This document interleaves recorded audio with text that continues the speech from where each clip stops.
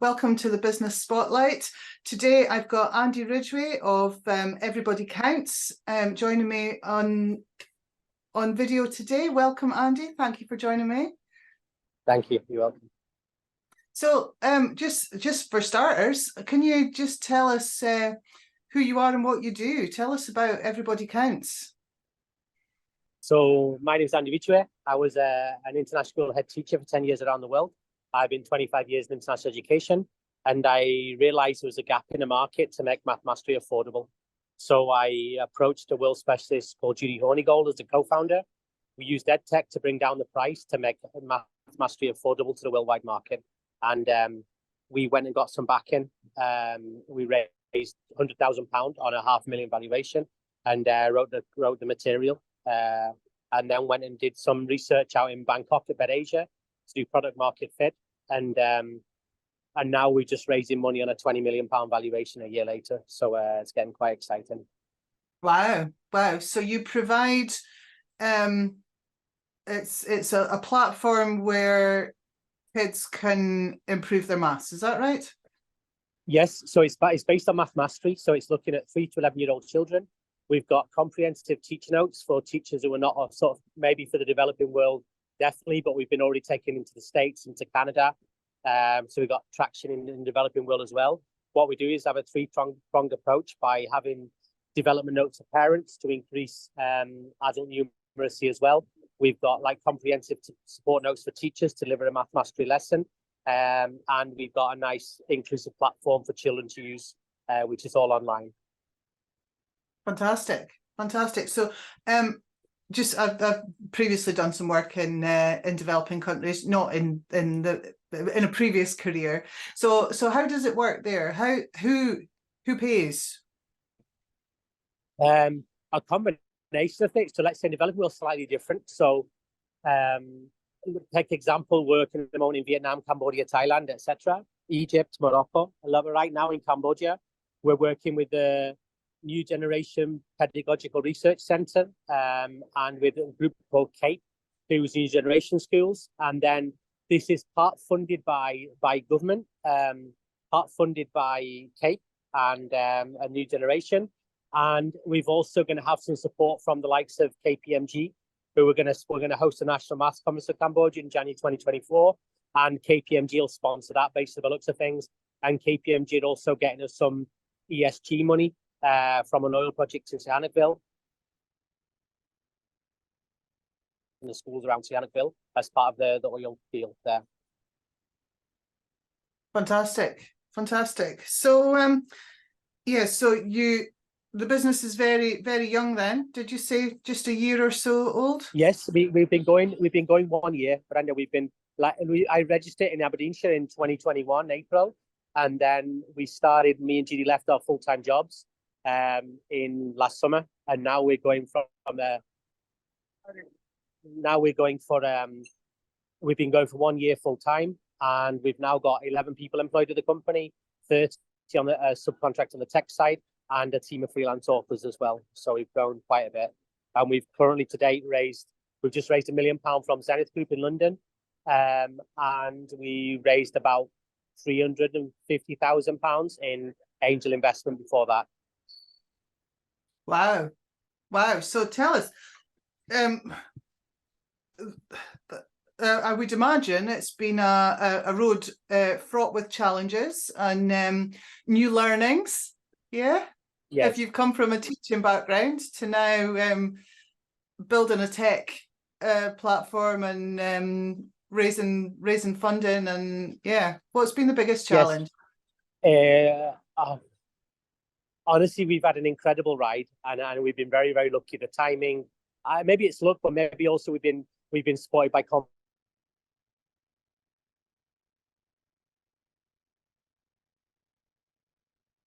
oh my goodness, internet's just advice, from people who've been good for us.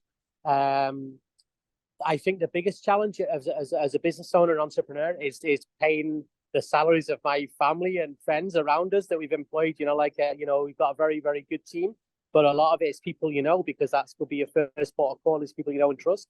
And right now my wage bill is £40,000 a month you know, like, so I've got to have £40,000 at the end of every single month. And I think the pressure of that is quite a lot. And I think the hardest thing, especially when we're going towards a raise, so we're pushing the value up all the time. And then we're going as far as we possibly can to get the value highest before we raise money. And that is a juggling act. And I think that's been the most challenging piece, is to have the actual belief in what you're doing, combined with the nerves to actually hold out and be like, okay, I'm sure we can do this just in the nick of time to put the value the highest, to sell a bit of equity, to, you know, like an or debt, whichever way we've gone with. So that's been quite stressful.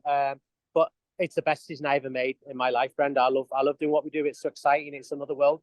Then education, the best decision I made was left being a head teacher, where I would make money for school owners to actually go and raise money, you know, and actually enjoy running a company like we do.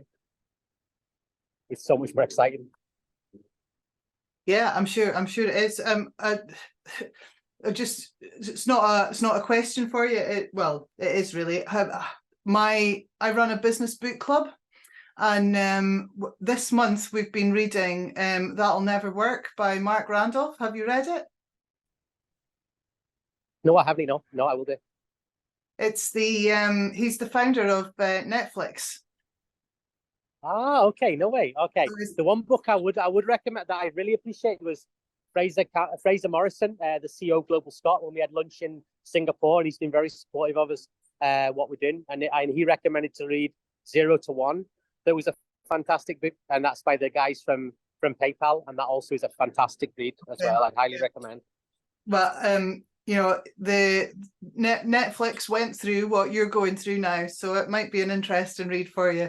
Thank you. I will surely read it. Thank you. Absolutely. So, yeah, you know, hearing about other people's stories, you know, that can be a support. But who've been your biggest support while you've been going through this journey? A few people, like surely my family, my mum and dad, you know, like have been very supportive. You know, they're wonderful people. My dad's in academia. He's a prof at Strathclyde University, you know, like, and so my mum and dad initially, I think we've had huge belief and support from point one when John McGilvray from Business Gateway picked up the application, and the person before him didn't believe it and didn't take us off the table. Whereas John McGilvray has been, for the last 18 months, has been a fantastic support for us. And then after that, we've had, you know, Richard McCormack and guys at Converge, prior to that, Chris Moole, you know, like the team from Aisha, the team from RGU have been fantastic. So I think, you know, full thanks to them, and Opportunity Northeast are well worth a mention as well. You know, Mary Jane Bowers, those guys have been and still supporting us with, you know, sort of some initially was a small grant from Opportunity Northeast, and now is a you know, a loan to translate into Spanish language, etc. So we're still getting support from Opportunity Northeast because we've just come to revenue, and a lot of our revenue is coming in November, December. So we still need some help now to cash flow. Okay, it helps a lot because we just sold a small piece of equity of, you know, 4 or 5%, you know, like to actually raise some money to get through that period. But I think that if I could pick one, it would be John McGilvray, because he believed in us and gave us all the support to get onto RGU, which is then the next level of support from the guys there. Then we got that onto Converse. It was huge. Yeah. Also a guy called Finlay Kerr. Finlay Kerr is from Fresh, and he's in Perth, I think, and he's been fantastic supportive on the like of doing the deck but you kind of go, I'd say, from place to place. You know, right now we've had a lot of support from a guy called Steve Hyde in London about preparing the deck for the next level, to the investor deck, not just the general deck. So I think that, you know, we take out the characters, we've done much more professional deck. So it's more horses for courses. You actually need the support to get to that next level, and then you need a different level of support to take up again. I'd say Finlay Kerr has been fantastic supportive throughout, and likewise, we just finished now the first 18 months with Business Gateway, so John McGilvray will be well worth a mention, you know. Fantastic. So you've had Business Gateway, you've been through the RGU, the Robert Gordon University Accelerator, is that right? Say that again, sorry. Did you go through the Robert Gordon University Accelerator program? Yes, exactly, in 2022. Yeah. Yes. And then the Converge one as well. Yeah. Okay. Yes. Yeah. We That's run good. runner up It's great in that we- Scottish startup making social impact on a global level. So we run up, which won £10,000 of prize money and £5,000 working with MBM and that type of stuff, in-kind support. You know, it's been very, very useful as well. Fantastic. So, are there any tools or systems that you use to help you to run your business? You know, is it technology or obviously you're developing tech, but what do you use Yeah, to I mean, help? the things we use. Yeah, I think we used a few things like, so we use a lot of stuff like social media, like LinkedIn, definitely has been very, very good. Certainly at the fundraising side of things, I'm still getting a lot of interest to backers on the back of LinkedIn. I would say highly recommend LinkedIn as a platform for looking for investors and getting out there what you're doing, you know. I think the support, the tech side of things will be, we use monday.com as project management and that type of stuff is probably worth a mention. You know, like we use Sales Navigator in LinkedIn.